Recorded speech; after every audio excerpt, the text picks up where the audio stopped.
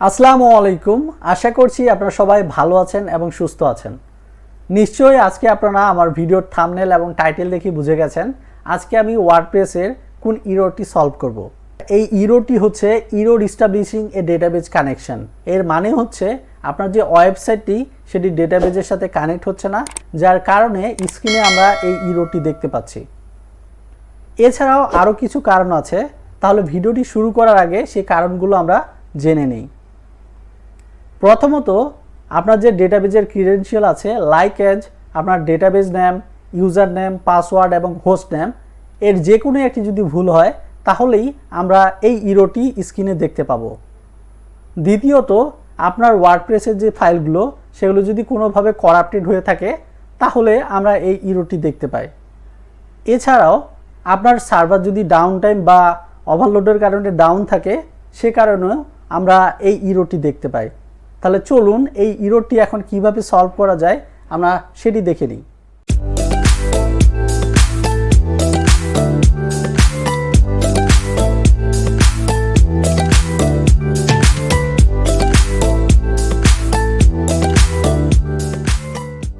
ডেটাবেজের কানেকশনে আসলেই কোনো সমস্যা আছে কিনা সেটার জন্য প্রথমেই আমাদের ওয়েবসাইটে যে সি প্যানেল আছে, যেখানে আমাদের মেইন ওয়েবসাইটের ফাইলগুলো হোস্ট করা আছে, সেখানে আমাদের লগ ইন করতে হবে।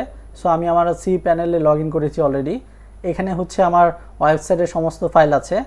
তো আমাদের যে ইরর ডেটাবেজ কানেকশন, এই যে ইররটি দেখাচ্ছে, সো প্রথমে আমরা চেক করব আমাদের ডেটাবেজটা কি আসলে কানেক্ট হচ্ছে কিনা। তো তার জন্য আমি ফাইলে ক্লিক করব, এখানে একটা ফাইল তৈরি করব test.php দিয়ে, এরপরে ক্রিয়েট নিউ ফাইল, এবং এই ফাইলটিকে আমরা এডিট করব।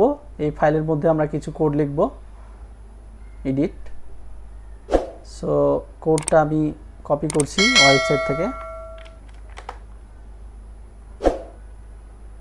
এই যে দেখতে পাচ্ছেন এইখানে ডিটেলসে দেওয়া আছে। আপনাদের যদি প্রবলেমটি সলভ না হয় তাহলে এখানে ডিটেলসে পেয়ে যাবেন। এই কোডটি আমরা এখান থেকে কপি করব এবং test.php যে ফাইলটি আছে এখানে আমরা পেস্ট করে দিব। সো এইখানে আমরা দেখতে পাচ্ছি সার্ভার নেম, ইউজার নেম এবং পাসওয়ার্ড।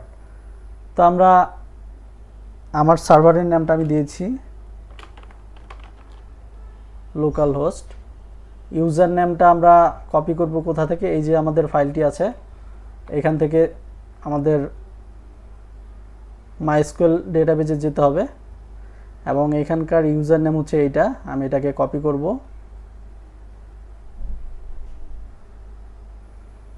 এবং এই পেজে এখানে পেস্ট করে দিব ডিবি ইউজার নেম, এরপরে পাসওয়ার্ড। তো আপনি চাইলে এখান থেকে আপনার যে ফাইলগুলো আছে, এই যে ফাইলগুলো wp config এডিট করে এখান থেকে নিতে পারেন ইউজার নেম, পাসওয়ার্ড সব কিছু। তো আমি এখান থেকে সাজেস্ট করব না, কারণ হচ্ছে আপনার এখানে যদি কোনো একটা ইনফরমেশন ভুল হয় তাহলে আপনার এই যে আমরা চেক করছি ফাইলটি আবার সেমভাবে আপনি ভুলই পাবেন। যার কারণে প্রথম কাজ হচ্ছে আপনি আপনার মাইস্কুল যে ডেটাবেজ আছে সেখান থেকে চেঞ্জ করে নেবেন। সো আমি এখান থেকে আমার পাসওয়ার্ডটা চেঞ্জ করে নিচ্ছি।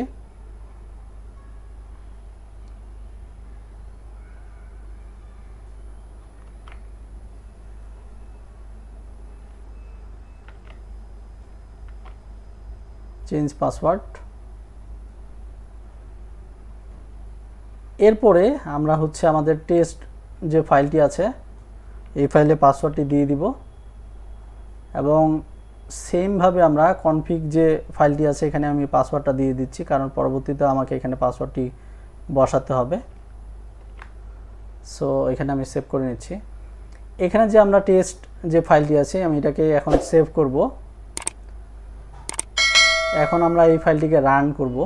তো আমাদের ওয়েবসাইটে যে দেখতে পাচ্ছেন আমি যদি রিলোড দেই তাহলে সেমভাবে দেখাচ্ছে। সো আমি এইখানে স্ল্যাশ দিয়ে test.php লিখব। সো এই যে আপনি দেখতে পাচ্ছেন ডেটাবেজ কানেকশন ফেল্ড। সো এই ইররটি দেখাচ্ছে হচ্ছে আমাদের যে সার্ভার নেমটা ভুল আছে। আপনি যদি আমার এই ব্লগে দেখেন তাহলে কোনটার কারণে কোন ইরর হতে পারে এখানে প্রত্যেকটি ডিটেলসে দেওয়া আছে। আপনারা এই যে দেখতে পাচ্ছেন এখানে এই ইরোটি, এই যে সার্ভার নেম, এটা হচ্ছে ডেটাবেজের হোস্ট নেমের কারণে আমাদের ইরোটি দেখাচ্ছে। লোকাল হোস্ট, এই যে দেখতে পাচ্ছেন বানানটা আমি ভুল করেছি। সো এখন যদি লোকাল হোস্ট সেভ করে দিই, এরপরে আমি যদি এটাকে রিলোড দেই, তাহলে দেখবেন ডেটাবেজ কানেক্টেড সাকসেসফুলি। তার মানে হচ্ছে আমাদের ইউজার নেম ঠিক আছে এবং পাসওয়ার্ড ঠিক আছে। আমরা যদি কনফিগ ফাইলে যাই, আমাদের ইউজার নেম ঠিক আছে এবং পাসওয়ার্ড ঠিক আছে, লোকাল হোস্টও ঠিক আছে। এইখানে ডিফাইন, এই যে ডিবি যে নামটা, ডিবি নামটা ভুল আছে। ডিবি নাম ভুলের কারণে আমাদের হচ্ছে এই যে ইরোর কানেকশনটা দেখাচ্ছে। আমরা যে ইরোর কানেকশনটা দেখছি, আমরা যদি এখন এইখানে লোড করি ওয়েবসাইটটা, তাহলে দেখবেন যে ইরোর এস্টাবলিশিং এ ডেটাবেজ কানেকশন। আমাদের ডেটাবেজের যে নামটি আছে সেটা ভুল করেছি, যার কারণে হচ্ছে এটা দেখাচ্ছে। তো সেমভাবে আমরা এখান থেকে মাইএসকিউএলে যাব এবং এটার যে ডেটাবেজ নেমটা, এই যে ডেটাবেজ নেম, আমি এটাকে কপি করব। সো এটা যেহেতু আমাদের কাজ করছে, আমি এটাকে ক্লোজ করে দিচ্ছি। এইখানে আমি জাস্ট এটাকে চেঞ্জ করব। সো সেভ করলাম। এইবার আমি যদি ফাইলটাকে আমার রান করি, এই যে দেখতে পাচ্ছেন।